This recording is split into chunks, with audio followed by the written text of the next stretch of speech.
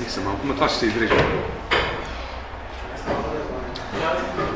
Здравейте, здравейте, уважаеми зрители! Добре дошли в нашия телевизионен парламент, наречен Времена и нрави, с мен, професор, доктор на филологическите науки.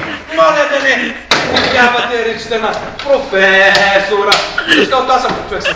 Вайте! Вие сте един човек в ущърб на нашето, така или иначе, деструктивно. Благодаря. Много зрители. Така. Очилата ми хареса. Очилата ми.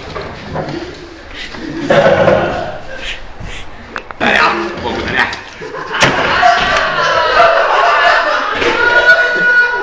Така. Много зрители, уважаеми зрители. Се обаждат и питат защо моите листове са толкова разпърти. Абе, Аланко, вие не знаете ли, че тези листове се пишат в автобуса?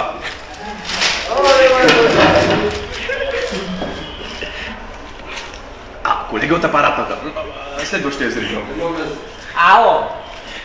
Ало, здравейте. Ало, здравейте. Господин Вучков. Да. Аз редовно гледам вашето предаване. Благодаря. Искам нещо само да ви кажа. Да.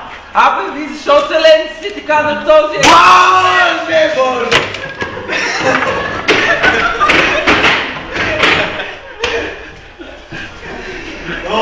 Добър ден.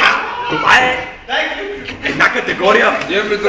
Това е една категория истерични зрители. Добър които ден. са Добър ден. Добър ден. Имате ли будка?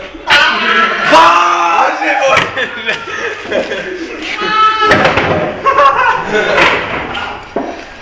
Така. Аз трябва да отбележа, че сценария. Това е, драги зрители, много често ми казвате, ама професор Вучков, не му обръщайте внимание. Това е, драги зрители, една малка част от моята многомилионна аудитория. Ало, здравейте. Добър ден. Да. Господин Вучков. Благодаря. Обажда се един ваш редовен зрител. Искаме да ви попитаме. Да. Вие сега какво пиете преди предаване? Следващия зрител! Колега от апарата, нямаме време да се занимаваме. Аз коментирам такива сериозни теми, а те се държат като изтървани. Няма да крия, че голяма част от днешните тинейджери са ни разгастени, разпуснати. Стига вече, не се мъчим.